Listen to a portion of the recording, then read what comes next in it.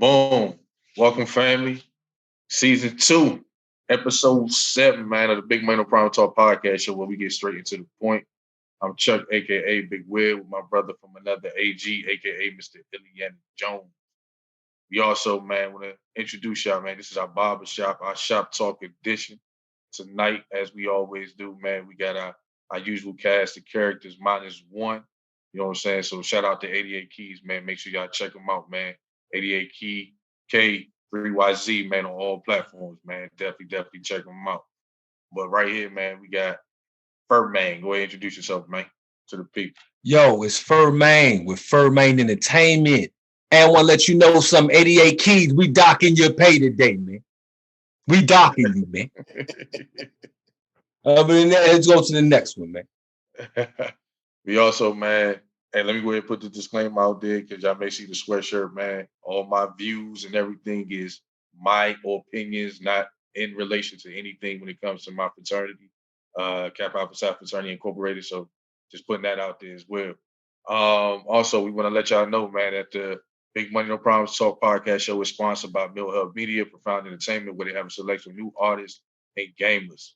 Also, you can check us out streaming over those internet airways. You can check us out every day, man, on that One United radio station, which you all be able to stream at oneunitedradio.com, or you can download the One United Radio app to tune in. You can also check us out every Saturday, man, 5 to 6 on the number one base internet radio station out of Houston, Texas, which is the 92 KELZ radio station, which could be streamed live at 92KELZ.com, or you can download the 92 KELZ app to tune in already. So continue to support the Big Man No Problems ENT family and be on the lookout for more moves to be made to further this platform, man. Salute. So once again, man, we want to welcome everybody, man, to this Big Money No Problem talk show, man. Hey, we in the shop today, man. And in the shop, we got a financial literacy talking conversation going on today, and we got the right man to help us out with this conversation, man. Go ahead, Paul, man. Introduce yourself to the people. Hey, thanks for having me. Once again, my name is Paul Kelly, out of St. Louis, Missouri. I've been in Doha, Qatar now for almost 4 years. Just living it up. I came here with some debts, got all my debts paid off, and ran into this brother Charles on the podcast. Yeah, his name is Chuck. So ran into Chuck. We chopped it up a little bit, and it's been a pleasure, man. It's been a pleasure. As I say, I hope I can add some financial literacy to the program and help somebody out there. Yes, sir. We appreciate having you on, brother. Yes, sir. Thank you. Sir. So as I always say, man, do what y'all got to do to vibe out with us during this episode. And let's get straight into the point. So as we get into it, like PK said, Paul, we had a conversation, man. My old roommate happened to now become his new roommate. And so we were just sitting there chopping it up, man. He started breaking certain things down to me, especially on some life insurance policies and all this. So I felt like the conversation where I wanted to go with him and the knowledge I wanted to receive from him was crazy because the story and everything is kind of crazy with how he started to get himself out of debt and everything. So just kind of break that down, Paul, how you kind of got yourself heavy into this game on the financial literacy, like basically financial freedom. Sure. So let me take you all back. a little bit because my mom is a big part of this story as well. So in 2008, my mother suffered a massive stroke, which left her paralyzed right-hand side. She's blind in the left eye. She has a speech impairment. And so at that particular time, it was 2008, so I was just 33, 34. I was in Afghanistan at the time. So I was in the military with Missouri Air National Guard, and I was deployed at the time. I didn't come home right away. I took and stayed there with my unit, and I made that money or whatever because I knew I was going to need that money to take care of her when I got back. So when I got back I was down in Kandahar when it happened. So when I got back to Bagram, my commander already had the chopper ready for me to fly me out. And I said, no, I'm going to stay home, stay here with my unit and actually take care of, make this money or whatever so I can use this when I get back home. So that kind of shocked a lot of people. She's a big part of this. So when I came back home, I eventually separated from the military in 2014. And I was working like 2-3 jobs taking care of her. But my younger brother, Chris, at the time, aka Big Moose, may he rest in peace. He took and said, "Hey man, I want to start a 3-car hauler business." And I said, "Okay, what we gonna do?" He said, "K1 hauling." And so he did all the extensive research as far as what type of truck we should use, getting EIN numbers, the insurance. So it took maybe about 2 years to get off the ground. And I think that's what hurt a lot of people, is that a lot of times they have a business or an entrepreneur mindset, but then they're not prepared to do the grind or the work that it actually takes. And there's so much that you have to do. And at the same time, life continues. You know, there was setbacks, there was deaths in the family, but we still stay true to our word. So finally, after we got everything done with our insurance, with our EIN numbers, with our LLC, getting the right truck, getting the right trailer, finding out how we do the DOT, how we keep our books and things of that nature, all the rules, laws, and regulations, we finally hit the road in 2016. Now, my brother was a driver, and his wife actually did she worked the low boards as far as finding his routes. Things are going good. I say he's pulling in about 13K a month. Things are going well. I was looking to get back my money. I had about 30,000 invested in with him total in this genre, and my dad had some money invested in with him as well, just to get him off the grounds. It took so much legwork. So things are going pretty good. Unfortunately, make a long story short, uh, he took and passed away. So he had a heart attack or whatever, and that happened less than a year after he had started. So not only did I lose to 30,000, I lost my best friend as well. So you know, one of the things he had always told me, he said, because how it all started, I was in the military at the time, going back and forth between Iraq and Afghanistan. I had always told him that, hey, you know, if anything happened, yo, take my assets, you know, go ahead and kick it up, and you gotta live your life. We had a little saying. The saying went like this. It went, together we stand. Another person would say, divided they still gonna fall.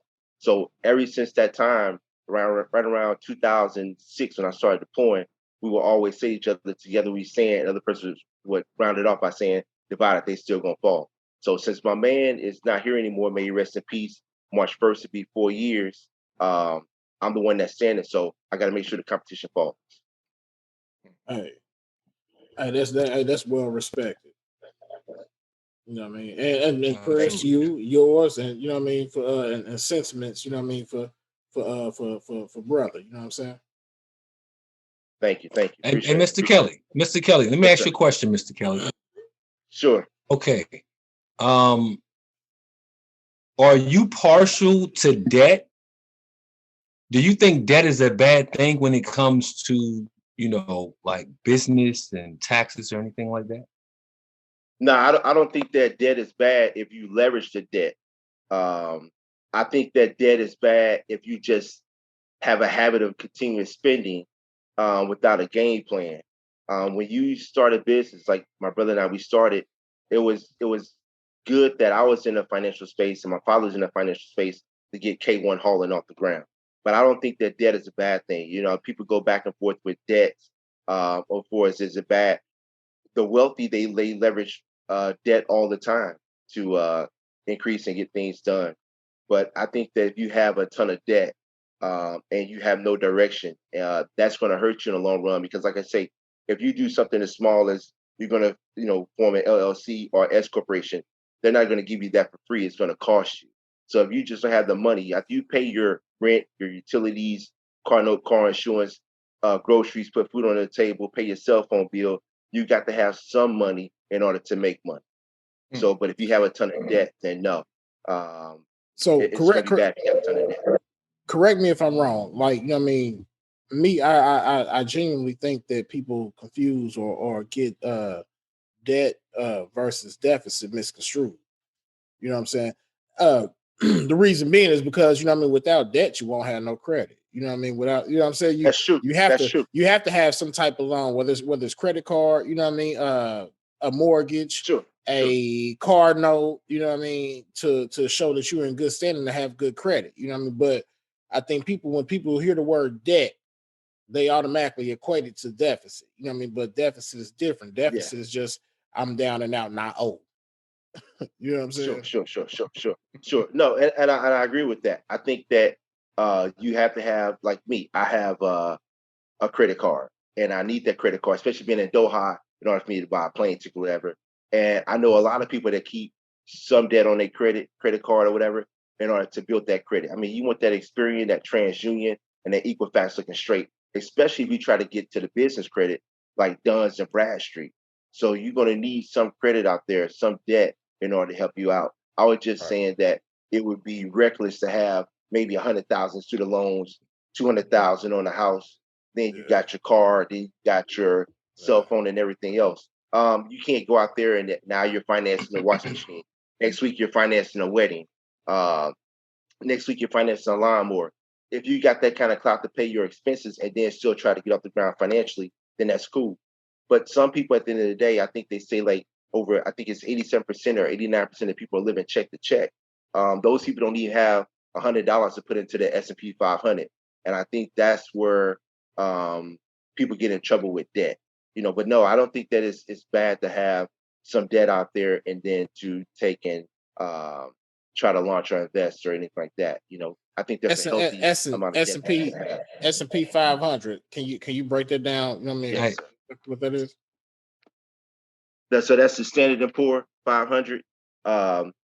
People can go on E-Trade. You can put money in there to invest. Find you a stock that you want to invest with or whatever. It could be Microsoft. It could be whatever your choice is.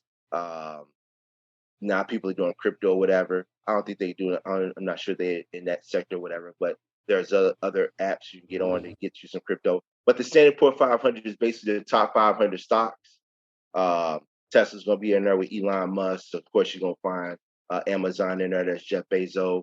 And you can take and invest in a Standard Poor 500 and put money in there and let that money grow overnight. Warren Buffett said, hey, if you can't find a way to make money while you're asleep, then you're going to end up working for the rest of your life. And Bill Gates said that if you're born poor, that's not a problem. But if you die poor, then that's a problem. So all right, let me ask you a question. Let me ask you a question, Mr. Kelly. Yes, sir. Did you get in on the GameStop, AMC / other stocks type of situation? Oh, because that was way that GameStop was just like, I don't know who came up, but let me tell you something. Woo! The little guys came up on this situation. I want to know if you little guy, and I hate to call you a little guy, because you might be a big guy. The little guy, did you come out real good, brother? No, actually, at that particular time, I was looking at a couple of the stocks in the crypto sector. So I was looking at Polkadot, and I was looking at Litecoin. So I had saw the actual. I was on YouTube and I saw they were saying, "Hey, invest in GameStop, invest in GameStop." This is right around October, and it was so cheap. But at that time, I wanted to get in on some Litecoin and things of that nature. And so that's where I end up putting my money at, which I'm happy with that investment. But no, I would have liked to have gotten in on GameStop and did my thing with GameStop. But no, I was not one of the fortunate ones that got in on that lit. So shout out to all those that did, though. So just to kind of get an understanding of that situation. So what pretty much caused that situation? If you kind of understand or to break it down to us a little bit, for it to boost the way it did, because it was crazy how all it took was just conversation over of course Reddit, and then next thing you know, it started just buying itself up. Like, I wonder how did that even come about, or how did that even happen? Don't misquote me on this. I don't know all the background on that, but this is what I got from certain people in the media. I think that the hedge funds were just going to just short this stock, just kill this stock or whatever. And I think that a group on Reddit and on YouTube all got together and say, "Hey, we're going to fight this," and pretty much make them sell, make them go against the grain. And I don't think they didn't think that they would get the push from the little guy like that. And so many people bought in, and it forced the hedge funds to kind of sell to break even or whatever. So I think they were looking to short that stock, and it backfired on them. A group got, like I said, they rallied together on Reddit, and they fought against that. So I think the SEC is going to get involved in this, and I think that it hurt Robinhood in a way. I think there were people that were trying to jump in. There was a freeze, there was a stop, and they wouldn't allow people to do what they want to do. So I think they kind of like exposed the system. And Yeah. it's gonna be interesting to see what happens in 2021 with this. And that's true. Hey, That's true. Mr. Kelly, Yes. and Mr. Kelly, real quick. Go I'm ahead, sorry. man. I'm sorry. Mr. Kelly, real quick. Do you think that Robin Hood helped the consumer or hurt the consumer, stopping the buy of some of these stocks? Real question to you, Mr. Kelly. I think it actually hurt the consumer. As a matter of fact, I know several people here in Doha that's not even gonna rock with Robinhood anymore. So I think they got exposed as well because they were supposed to be for the little guy. And when they stop people from getting in and doing what they're doing or what they wanted to do, they stopped. So I think Robinhood hurt. Now I'm gonna disagree with you, Mr. Kelly. I'm going to disagree with you on that. Okay, sure. I'm going to partially disagree with you. I think Robinhood saved thousands of people from that stock dropping when it's going to drop, because you know it's going to drop, Mr. Kelly. Yeah. We know it's going to drop. Yes. And I really believe in that. And a lot of people say, "Oh man, Robinhood should be 6 to 8 months, probably within the next 6 to 8 months." Nah, less than that. Less than that, AG. Less than that. Nah, less than that. That thing is going to drop. It's probably dropping now. Like literally, I think, and people are mad at Robinhood. I'm actually like, yo, Robinhood is the shit. Like, good shit, y'all. Y'all helping somebody make sure y'all keep y'all money. Be appreciative of what Robinhood just did for you guys, or whoever had a gain in it. But everybody thinks that Robinhood did wrong. In my opinion, I don't think they did wrong, but we can agree to disagree. But I'm glad to hear your take on that, Mr. Kelly. I'm glad to hear your take on that. And just to piggyback off, you said, yes, that stock is going to fall. And so I think from that angle, that perspective, and I never heard anybody go at it that angle. Yeah, they did save a lot of people from crashing and burning because they're going to put their money in there and it wasn't going to go back up.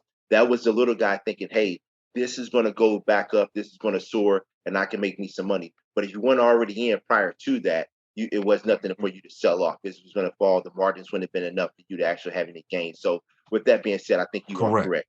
You are correct. I think in my opinion as well. I think in my opinion as well, though, I think what got exposed though and why people had the issues with Robinhood was because, like you said, that was the first time where the little guy actually did what a lot of these brokers do. When you're talking about the way they flip markets to be able to successfully for the clients that they're working with. So when I look at Robinhood and what happened, it almost kind of exposed and it showed the power of government, and it showed the power of the way people want certain things. Like I still look at America as the have and the have-nots. And so when you're talking about the haves, and now you got the have-nots working to become part of the haves actually showed their power that, hey, we gonna cause Robinhood, even though they supposed to be a independent entity of what people use as this little man to help kind of learn stocks, kind of be able to move. And then next thing you know, you freezing things and you stopping people from able to buy. It kind of showed the power of Wall Street. And I think Wall Street definitely has a hold on a lot of these. But just as well as we were kind of speaking on Reddit earlier, Mr. Kelly, you had mentioned it. You know what I mean? Now, from my understanding of it, now I'm really just kind of getting into the stock, you know what I mean, game or whatnot. You know what I mean? I have a couple of little small investments. You know what I mean? It's more so penny stocks or whatever. You know what I mean? But the way like you know what I mean, the way the people were able to build it up, you know what I mean, basically on Reddit. You know, we're gonna fight the system. You know what I mean? What my worry is now, you know what I mean, because like even with the ones my little penny stocks or whatever, you know what I mean, on Reddit, you know what I mean, it's a build up, you know what I mean, because now it's like, okay, since it happened like that with GameStop, we want to try to make this happen with everything, you know what I mean? So it's like, you know, they going hard, you know what I mean, on Reddit, you know what I mean, like for the ones that I'm looking into, you know what I mean? So do you think that is safe for, you know what I mean, for you to, you know what I mean, kind of think about it in that perspective, like, okay, well, we on a trending thing. This might be a trending thing. We can make all these, you know what I mean, these smaller, you know what I mean, investments, you know what I mean, over time. Yeah, I think yes, I think AMC is on the watch. I'm not sure how that's going to turn out. AMC, Ogen, yep, CDSC, yep. There are a couple of them that's on the watch. So we're going to see what happens in the coming months. I think that the SEC is going to try to get ahead of this curve. I know Biden's got his hands full taking over after Trump. So we'll see what happens. I don't think anybody saw this taking place beginning of 2021. So I think that I always tell people to do their due diligence whenever they do something, whether it's going to be in business or that they're going to take and invest. So I think there are still gains to be made, whether you do the S&P 500, whether you do the New York Stock Exchange or the NASDAQ.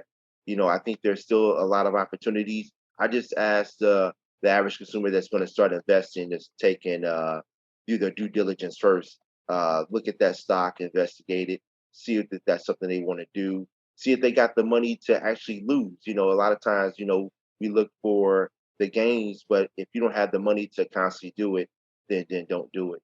There's other ways you get involved. You can do a mutual fund, index funds, things of that nature. Take advantage of the 401ks, the 403bs on your job, and hopefully, if you have a job, that company's matching 3, 4, 5, 6%, and maybe you can make money that way. So I think to answer your question, like I said, I would just ask people to do their due diligence. I think there's still money to be made. And there's some good stocks out there. It all depends on what they like. Quick question. Hold on, Furman. Quick question, Mr. Kelly. Furman, let me get a quick breakdown for our fans and our listeners and our people out there. You know what I mean? Now, Mr. Kelly shouting out a whole lot. 401ks, 403bs. Now, you know what I mean? If we genuinely want to understand, financial literacy, he's saying the right thing. Sure. Like, do your due diligence, because, it's a different language. When you start talking about financial literacy, you start thinking about, talking and acting and doing it in a different language. So you have to do that due diligence and research, research. Yeah. It's imperative. You have to, if you think about, for our black folks out there, let me get on real quick. The stock market is like a dice game. It's like gambling. It's like going to the casino. You have to, place your bet wisely. Spread it across the field if you, or, do your due diligence and know where the hustle hand is. Just to throw it out there and kind of, layman's terms a bit. You know what I mean? All right. Quick question, Mr. Kelly. Sure. I want to know, like, that payment that was made to the government official, Miss Yellen, in the tune of about $800K for speaker's fee. What does that, in a sense, what does the government have to do with Wall Street, and why was that paid to her as a speaking fee? Or have you heard anything about that? I heard about it, but I'm not sure. I need to investigate that further. I don't want to speak on that topic just yet until I find out a little bit more why she got that $800K for that. Oh, I got questions for you, good buddy. Yeah, I got questions for you. I want to know what's going on. Yeah. Oh man, because 800,000 for a speaking fee for a very meek and mild speaking 70-plus-year-old woman. Yeah. Woo! Yeah. I read that and I wasn't sure why that took place, but I don't know if they were trying to smooth things over and cover up some stuff, but I'm not sure. I have to do my due diligence on that myself and actually look and see why she received that money and what was the purpose of that. And what was the purpose? There was definitely a purpose in that. I don't know what that purpose was for.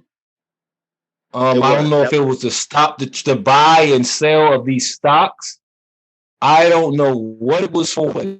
Somebody paying $800,000 for this meek and mild 5-foot woman is incredible to me. Absolutely incredible. Yeah, it is. It is. And I said I have to take and look into that further. I just read the clip, and that's the whole thing about being in Doha is that I'm 9 hours behind St. Louis time zone, so I have to get that American stuff. And hey, shout out to the Lou. Shout out to the Lou. I got a bunch of family in the Lou.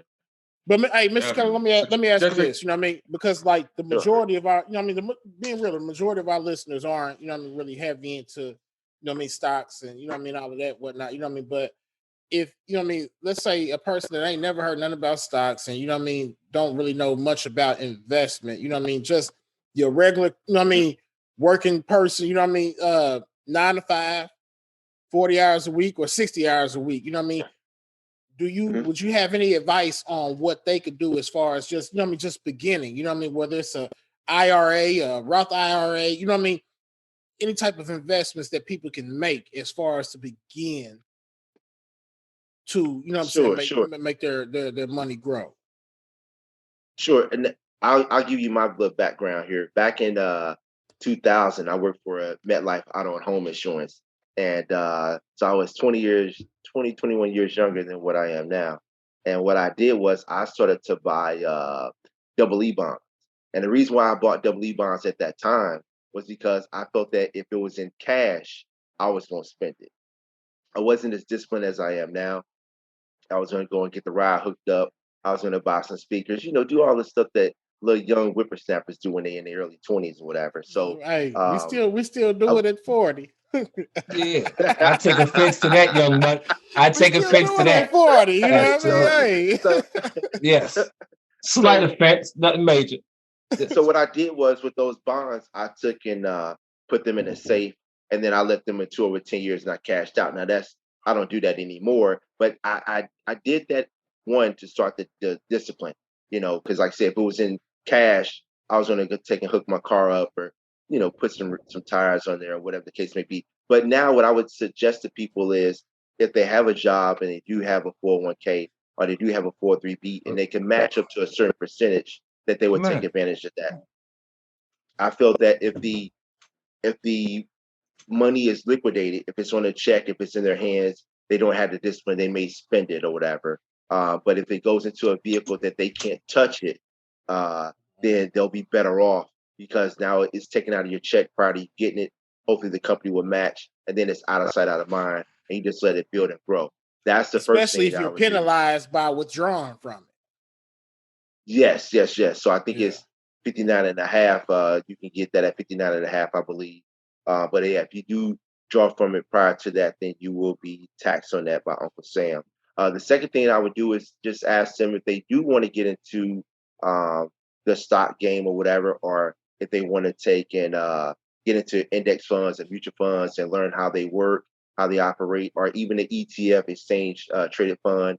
To go out there and just get them a book. And say, just Google how to invest in ETFs or what are ETFs or what are index funds and mutual funds or whatever. Just go out there and get a book, just sit down, just read. Now, let me give them a little bit of advice too, because I'm one of those individuals, man. I hate reading. Charles came to my room. I have about 270 books. Before I started my entrepreneur adventure, I was reading 3 to 5 books a month. Now down to like maybe 2 books a month because I try to set time aside to do my business here in Doha or whatever. But I have over 270 books. I hate reading. So I hadn't read a book since 1998. It was a Scandal of Falconhurst. It was a bounty hunter book. And I read that book, and my mom gave me that book. She was an avid reader, read a book a day, and she knew I didn't like to read. So in about 2017, after I got here and started, paying off my debts or whatever, I took and I said, okay, if I'm going to do anything with business, I got to educate myself. So I said, I'm going to take and read 10 pages a day. I hate reading like I hate jogging. I hate jogging, but I love the results. I hate reading, but I love the knowledge that I get from it. So I said, I'm going to read 10 pages a day. I'll underline, I'll highlight it, and that's what I do. So let me see if I got a book around here. I'll show you what I do when I do read. Hey, Mr. Kelly, can I ask you a question? Yeah, go ahead. Let me ask you a question real quick, man. With the Elon Musk investing $1.5 billion into Bitcoin, does that have any solidification into like the money market of today? Does that solidify Bitcoin at all? or does that make it just like it's still as of a gimmick, or maybe like have with your foot half in, half out type of situation? No, I think Bitcoin is here to stay. I think Bitcoin is It's here here to to stay. And I stay. think it's here to Oh stay. man, hey, come on, man. Hey, it's here to stay, man. It's You here to saying stay. that again, man? Crypto is here to It's here stay. to stay. It's here to Okay, stay. all right, I'm with Yeah, you. no gimmick. And I think what solidified it was when we had the shutdown last year in 2020, right around March, when the government shut down. I think Bitcoin slid back to like 7,500. Um, People thought that it was just going to go away, that it was just going to disappear, fall off the face of the earth. But not only did it stay with us, whatever, but it bounced back up and it's steady surging. So I think that more people have got on board. And I think that right now, like if you're getting to Bitcoin, you're still late. But I think that if you continue to ignore it and you don't get into it for 10 years from now, you're going to be even later. You're going to be lost. Late. We all late. We're late. I'm late. It's weird, man. And, I'm late. I like to bring things back to, what I mean, to like our communities and our cultures. You know what I mean? Anything Sure, like sure. for us, what I mean, for the African American community, what I mean, anything new is scary for us. Mhm. You know what I'm saying? So It that's the is. reason It is. why. You know what I mean? Hey, you've heard. Yeah. I'm sure everybody's heard the tales with Bitcoin. You know what I mean? Oh, that's the mark of the beast. That's going to be the new. You know what I'm saying? The new way that they can Mhm. track us and trace us and this and that. You know what I mean? Yeah. All of the fears of the Mhm. future. You know what I mean? So I think that's the reason why it's not. You know what I mean? A big factor. You know what I mean, in our community. You know what I mean? But Sure. at the same, Sure. but the whole thing about, you know what I mean, financial literacy is the key word. Is the second part of it is literacy. You know what I mean? We have to be able to go and research this stuff, man. You know what I mean? You know what I mean, especially with our finances, especially. You know what I mean? We can't just be Exactly. sitting here, just, you know what I mean, Exactly. going with what we see on social media or the bits and pieces that we hear on the media. We have to, you know what I mean, have that literacy aspect about us to go ahead and research Sure. this stuff. You know what I mean? And I like the True. way That is you, true. like you said, 270 books, man. I ain't read 270 books in my life. But Hey, quick question, Paul. Quick question. Sure. Now, it is this motto like a regular motto? If the value of the dollar is down, the value of gold is up. Is that a understanding of a model? Yeah, I believe it. Yes. Yes. Okay, I believe it. so if and when they drop these checks, right? Does that mean that the percentage of gold will go up when the checks are dropped and the people start to spend more and there's more liquid out there? Is that what but that's what I mean? So should we're I not invest even in gold when no, Biden drops the checks? No, we're not Are even, you you know what I talking mean? You got to understand what type of market we are too, though. You know what I mean? We're an inflationary market. Our value, you know what I mean, used to be based off gold, but it's not really based off gold anymore. You know what I mean? The value of the I'm especially not talking to you, AG, man. oops, I I'm apologize. talking to Mr. Hey, Kelly, man. hey man, The look, genius I took with I the took money, man. With I the took a money, man. class. I took a class at IU Northwest, What? man, and you know what I mean, got to understand the Oh, markets and stuff. And Mr. I felt Kelly, like hop in here, I had please, to man. intercede on the conversation. Yo, Nah, Mr. Kelly, hop in here, I'm please, sorry, Mr. Kelly, I'm man. sorry, Mr. Kelly. You know what I mean? Go ahead, Mr. Kelly. Woo, he is interrupting the conversation, man. I'm trying to learn some shit, man. So I know when to invest in gold and when not to. I'm just trying to get a little few cues. You drop some nuggets on me. You know what I'm saying? Mr. And I Kelly might, might prove me wrong, but I'm gonna say don't invest in gold. should I invest in gold if and when Biden does the relief checks of the $1,400 to the certain amount of people making under $75,000 a year on the situation when they get to spend it? Should I invest in gold? So when you say the checks, you're referring to the stimulus checks, right? The next The one that's going to stimulus drop, I think, checks, the third installation of right? the stimulus checks. Yeah, I think that gold. I think that last year was a good time to get in gold, and I think it's still a good time to get in gold uh, until our market comes up. People go back to work. Um, I think, this is a world economy. As the world becomes more, getting at that capital sector, or whatever, making money.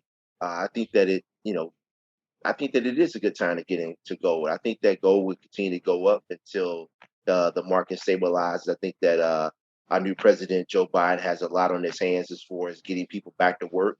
Um, but I think that gold is here. Gold has been here, but it's going to continue to go up. I think that it's still a good time to get into gold and make money. Silver, if you could possibly get into silver as well.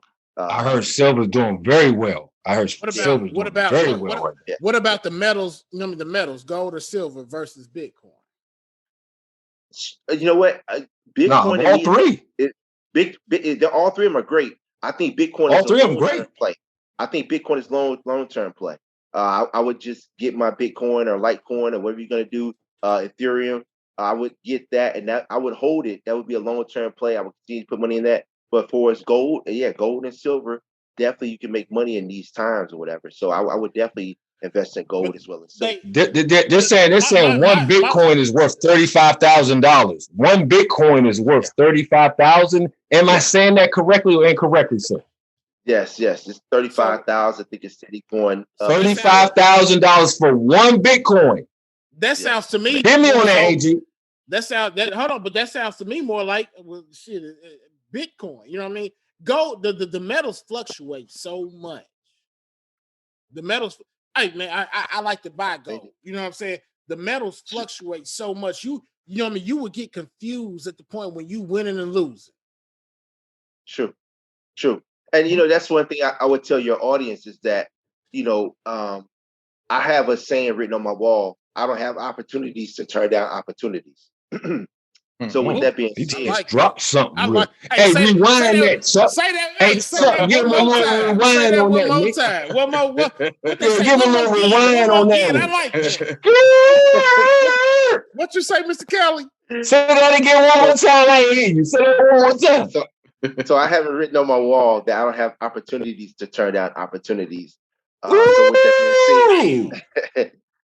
with that being said, I try to read up on things, do my due diligence, and then get in the game. I think that people are afraid to take in some sort of risk. I think that it's kind of like a football game or a basketball game. You come down the court, your team's not gonna make every shot. You're gonna have a turnover.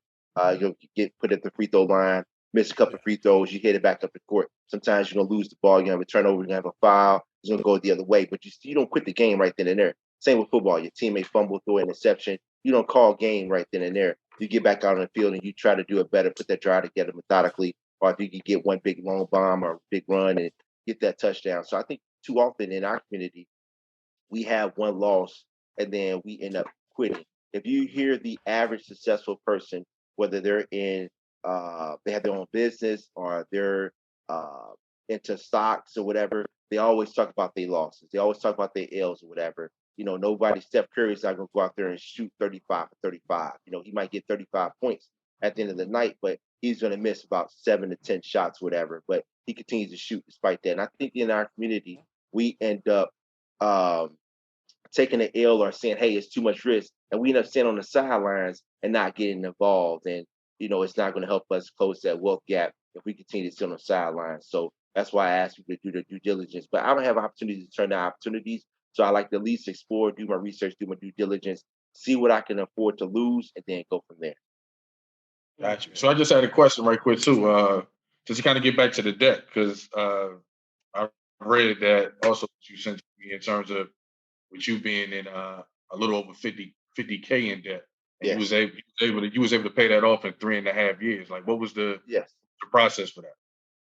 So the process, as soon as my brother died, I said, okay, I can continue to work 2-3 jobs to take care of my mom and I, because remember I took a big loss. My brother died, so there was going to be no return on that 30K that I had invested. That was gone. That dream was over with at that particular point. So I said, okay, let me use my military skills that I acquired while I was in the military for 11.5 years and go overseas. So I went overseas as a contractor and worked with DynCorp.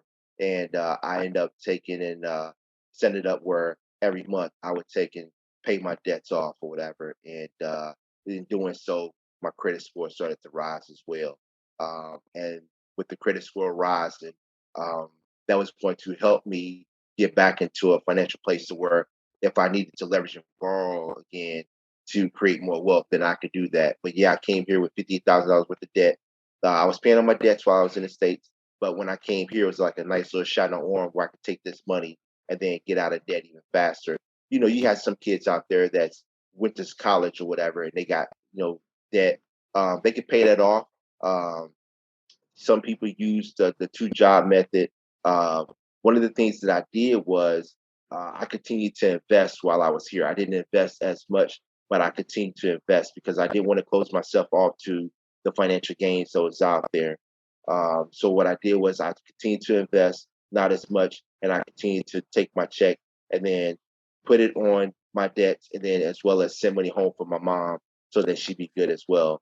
Um, and then now give you a little bit of background. I'm 46 now. So my thing is I'm going to be facing age discrimination in the workforce within the next 10 to 15 years. And so I want to get ahead of that curve and then hopefully get a something business off the ground. I want to take and learn how to day trade. There are content creators that I follow um, that help me. You know, I tell people this all the time. You only get 86,400 seconds in a day, which is equivalent to 24 hours. You get 1,440 minutes in a day, which is equivalent to 24 hours. So you get 24 hours in a day, you get 24 hours. So you want to take that time and make it count. So when I come home, I read, I study, I'm on YouTube or whatever. And I'm not saying I don't watch a movie here and there. I'm not saying that I don't go online and play a video game or something like that. But I'm making sure that I set time aside to read, that I'm setting time aside to YouTube, that I'm researching things online or whatever to do what I need to do. Um, so right now is I'm trying to get my online business off the ground and seeing which one is going to work for me. So, like I said, do your due Hey, diligence. Mr. Kelly. And yes, sir. And Mr. Kelly, I want to ask you Sure. a question, and this is a real question. This is from my life right here. I have a credit score, right, hmm of unknown, Okay. Okay. like Okay. real Sure. life, Sure. Hey, I was waiting to Okay. see if I'm you was supposed to gonna check say my it. credit. You know Let what me I tell you mean? something. I was Let waiting me to tell see you if you was something. gonna say it. They was like, no, this don't say land. I don't even know. You don't have a number. I don't have a credit score, man. I want to know, what does a person like me do that don't have no score? To a 500, I don't have no number, man. You hear me, Mr. Kelly? Sure. No number. What do Okay. I do to attain the American dream, if that's Okay. possible, Mr. Kelly?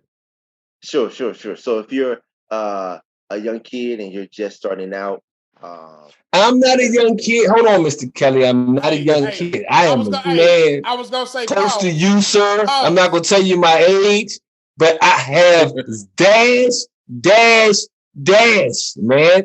No number, not even zeros, brother. all This right. is what So they tell me. I'm gonna address you, and then I'm gonna go back to the youngsters. Okay. So in your Okay. situation, the first thing I would do is I would go on creditkarma.com, and that's for free. That's why I recommend creditkarma.com. That's for free. Go on creditkarma.com, fill that out or whatever, and then it's going to show you where you're at. You might have that dash, dash, dash, or you might be a little bit higher than where you're at. But at least that'll give you a starting point. That'll give you a starting point. So you go on creditkarma.com, fill it out or whatever, see what pops up. If you don't like what you're seeing or whatever, you can see if there is any derogatives you have on your credit report. You can challenge that. You can write them. You can call. There are things you can do, like say buy a book, research whatever. That way you get your steps in order as far as what you can do to rectify that credit score, to at least start getting some numbers. The other thing that you can do is if you have somebody that you trust and that they trust you, like my nephew, I took and added his. Okay, so you don't have that, but this is just an option to the audience out there. If you have a credit card, like my nephew, I took and added his name to my credit score. So he's on my credit card now. So he's on my credit card, and so he has a $500 limit. Yes, he has a $500 limit. He can use that, and then he can pay it off. Ooh, This helps him create his credit. So now he's okay. building up his credit. My stuff is already over 700. I'm selfish, Mr. So, Kelly. Hey, hey, so the But go crazy ahead. I'm thing sorry for is, interrupting. I'm I can selfish. actually corroborate that. You know what I mean? Like me being, you know what I'm saying? sure.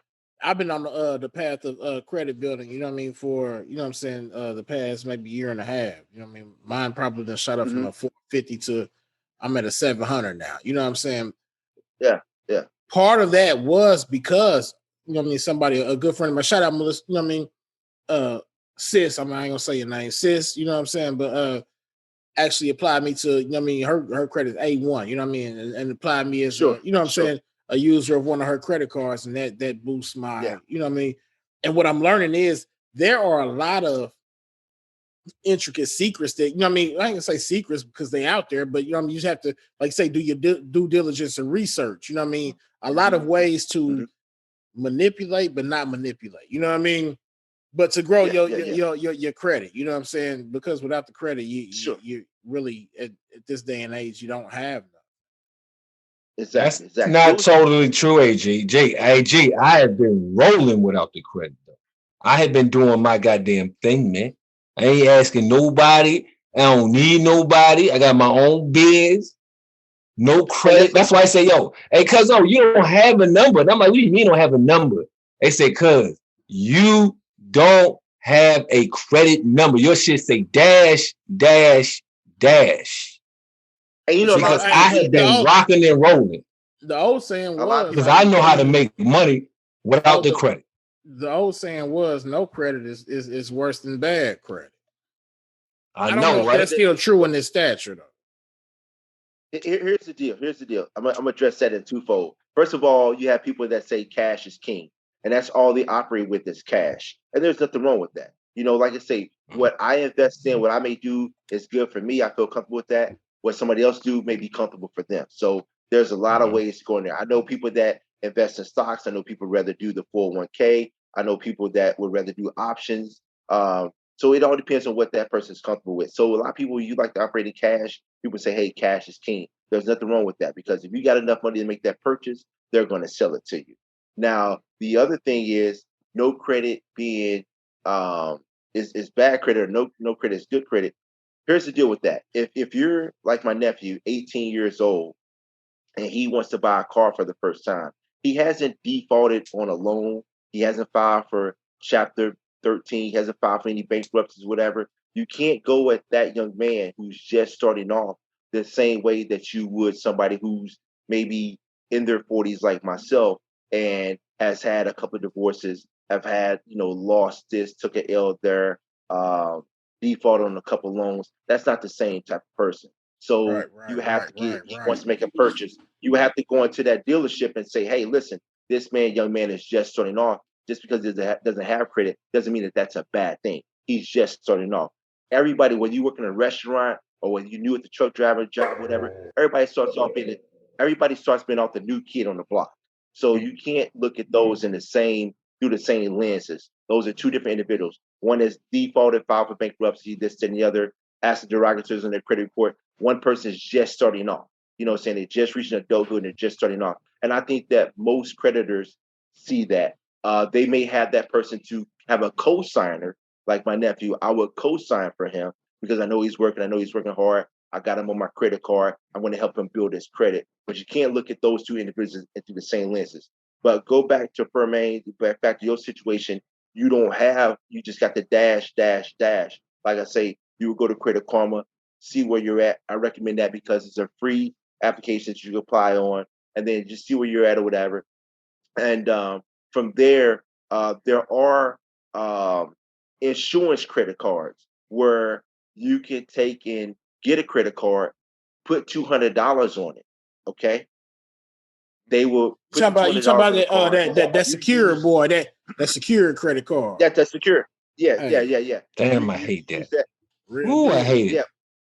But it's your but what money happens though. You know is what I mean? It's your money. You know what I mean? it's You You your gotta building your pay money. your credit with money your back. money. No, yeah, yeah. Yeah, It's but still what you happens still. is Well, I'm sorry. I'm what sorry. happens is what happens is once you use that credit card or whatever, it's going to eventually give you a balance. So if you put 200 on there, it's eventually if you use that credit card wisely, they're eventually going to give you $200 worth of credit. So now you're on the scoreboard. You didn't get the touchdown. You know what I'm saying? You didn't get the 3-pointer, but you on the board now. You know, so that's the start. Talk to me. Okay. Okay. Yeah. I'm on the scoreboard. And So that get me on the scoreboard. And I feel like, especially within our community, man, that's always been the issue when you're talking about trying to get loans or you're trying to create businesses and financial freedom, because some of us don't even have credit, but we get penalized as if, like you said, as if we went through bankruptcies and everything like that because we just don't have it. So I feel like what's kind of like your opinion on that? Like, you think credit is, like you said, they starting to get there a little bit to where they kind of understand. But this right here, I think we have to get to that point. My bad, Chuck. But you know what I mean, I'm covering up my number, but you know what I mean, open sky. Yeah. You know what I mean? That's okay, let me get that number, man. Yeah, hurry up. Let me get that number, man. Hey, boy, let me see it. Boy, real quick, guys. Don't you see my fat ass finger covering the number? I'm booking the flight. I'm booking the flight off that card. Nah, but look, dig, open sky. And bullshit ain't nothing. I had, you know what I mean, I got a $200 balance on that one right now. You know, it's a $200 secured credit card. But you know what I mean? The problem that I had was because my credit score actually dipped when I started using it, was because I was, you know what I mean, I was illiterate to, you know what I mean, how to use it. You know what I mean? It's $200. I'm gonna max out $200 and I'm gonna make the payment that it's saying on the little app. You know what I mean? But in essence, I was really supposed to be spending $25, paying that $25 off. You know what I'm saying? Versus spending the whole $200 and making a $25 payment. You know what I mean? Sure. Right. So they were looking at your credit utilization. So they saw that you were using, 100% of the credit. But it's okay. As long as you pay off that balance every month, that's how they're going to keep that score. And eventually your credit score will start going up and up and up. So no, don't be ashamed in paying it all off. I encourage people to pay your balance off every month if you can. If you can't, try to keep your utilization down below 20-30% or whatever, and you'll be good. But like I said, you're on the scoreboard now, and that's where we need to start. To address Chuck's question, I don't think that it hurts us so much. I think that people do say, "Hey, well, you don't have any credit," but I think that most creditors understand that, hey, you got to start somewhere. You're gonna be a new kid on the block somewhere, and that's why I'm trying to help my nephew out. And he's not abusing it. He's making his purchases. He's paying it off, and that's going to help him out. He's responsible. And I know that everybody don't have an uncle that's going to reach out and reach back to them or whatever. But what I would tell people is try to keep your debts to a minimum. I know for me, when I was when I wanted to go to college, I wanted to go to Georgetown. I wanted to play for the Hoyas. I was a basketball player, and I wanted to play for the Georgetown Hoyas. This is back in the day when Alonzo Mourning and Dikembe Mutombo was there. And just before he just say he wanted to play with them boys. Boy, please. He just say that. He just let that slip out there like that, man. All right, my apologies for interrupting you, sir. Mr. Kelly. He said Alonzo and Dikembe and all types of ballers out this month. My apologies. Hey, Mr. Kelly, forgive him, but hey, before you got on the call, man, he spent an hour talking about. I want to talk about. I gave him a fair warning. I said, I might interrupt you, but you said some slip. You said some stuff that slipped out of here. Yeah, I was about to play for Georgetown with Dikembe and the lot. Yeah, who are you talking to? Hey, who are you talking to? Hey, we did go to state back in the day. We lost the state championship, but I was a baller back in the day, man. That was back in my heyday, though. I love that. I apologize. You probably Elijah Rod. I don't even know, bro. But you just said some real prime time ballers. Some prime time ballers. But anyway, I went and visited Georgetown, and the lady talked about the tuition and how much it would cost. When she broke out that tuition, I don't know what she said after that, because I was like, if they don't give me a full ride, I am not going here. So Georgetown was rather expensive. So what I ended up doing is I ended up going to what I call UCLA, and that is University close to Lindbergh Avenue, which is Florissant Valley Community College. That's who I went to. Okay. Hey, I like that though, man. Like, you know what I mean? Because hey, when we talk about financial literacy, man, you know what I mean? That's it's a very broad, you know what I mean, topic. You know what I'm saying? So It is. even with the collegiate, you know what I mean? Mhm. Student loans play a big part in financial literacy. You know what I'm saying? And It I mean, does. we also have It to does. understand that we can't be trained in the fact that everybody is going to graduate from high school and go to college. You know what I mean? Because everybody don't need to go to college. You know what I mean? So, you know what I mean? That's true. Creating that debt when you don't need to have debt. You know what I'm saying?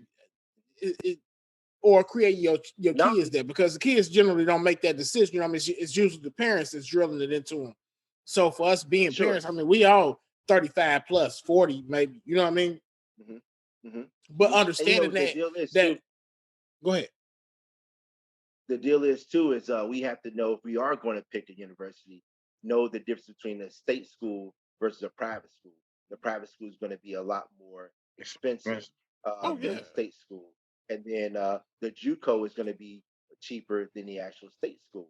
So Yeah. it all Exactly. depends on your game plan and where In you want to state, see yourself in if state you want to. tuition, out of state tuition, you know what I mean? Hey, Yeah. Mhm. what are Mhm. Room you really room and going board versus for? commute. Yeah, Yeah. yeah. Room and board versus commuting to the school. All those things factor in because a lot of us we want to be on campus and we want to have that experience and we want to pledge and things of that nature. And there's nothing wrong with that. Everybody don't have that experience. I know I went to pledge, but when I went to UCLA, which is University close to Lindbergh Avenue, which is Florissant Valley Community College, that was a commuter school. So I Mhm. missed out Oh, on a lot I of the am activities, but so that glad. was a sacrifice.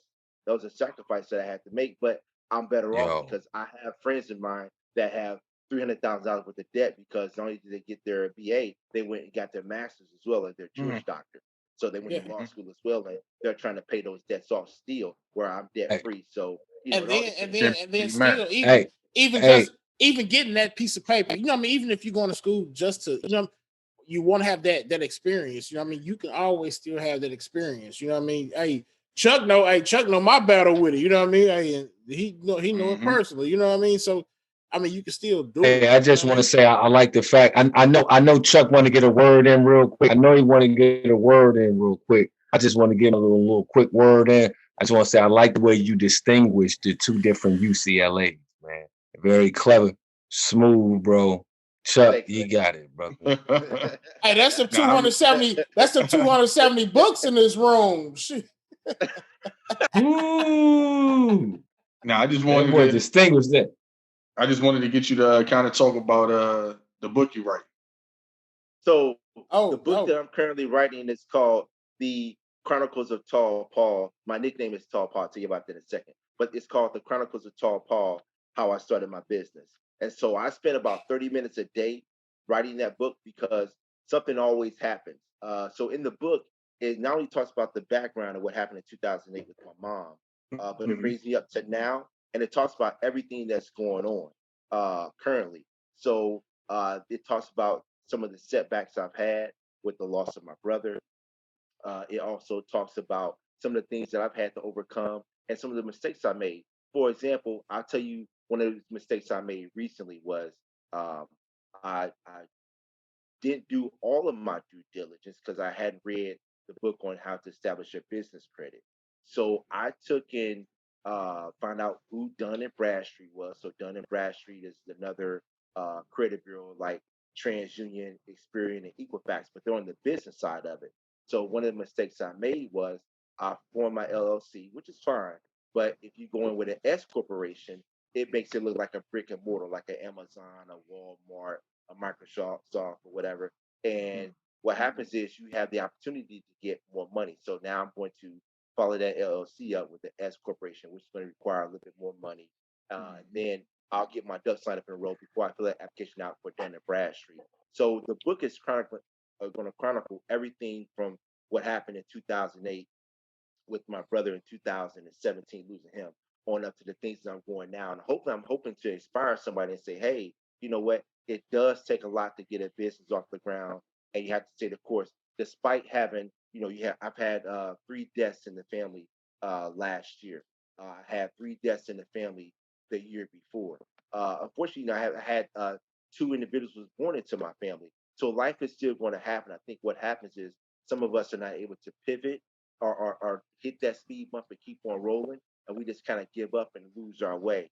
So I'm hoping I can inspire somebody, and then they can just stay the course and say, hey, if this guy did it, this isn't an add water and stir. This isn't an overnight success.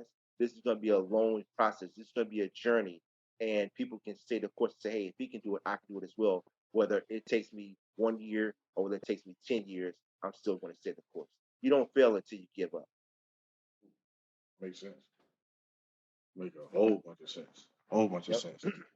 So as we get to we kind of, because we got a whole, we definitely will be bringing Paul back, man, because it's a Okay. whole bunch of, it's a whole bunch of conversations that I feel like that we still should and need to have when it comes to financial literacy, especially when it comes to our community. But go ahead, kind of let them know how they can reach you or anything like that, Paul. Just our audience and everything like that. If they got any questions. All right. You reach me on Instagram. I'm Tall Paul 933, and I'm on there. You hit me up on my email, paul.kelly999@gmail.com. You hit me up there, and then I try to reach out to you. I'm always on the computer, so I reach back to you. I don't ghost anybody, and I'll try to answer whatever questions I can answer. So, but thank you guys for having me, man. I appreciate it. Yeah, we definitely That's appreciate love. it, man. That's Definitely, love, bro. definitely. Go ahead, Furman, man. Let them know how they can reach you. Yo, it's Furman with Furman Entertainment, man. Y'all can reach me on Instagram, Facebook, and Twitter with Furman Entertainment. Yo, we managing artists, man. You know, we doing music, we doing all types of stuff, man.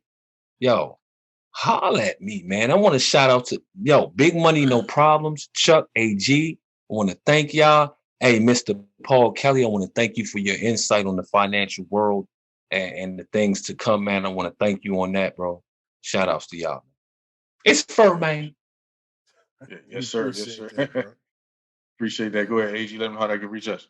Man, y'all know what it is, man. Hey, big money, no problems. ENT Talk Podcast Show. You know, we are I'm expanding our horizons. You find us on BMNP underscore ENT on Instagram, BMNP underscore podcast on Twitter. Big Money No Problems Entertainment on Facebook. Big Money No Problems Casting on SoundCloud.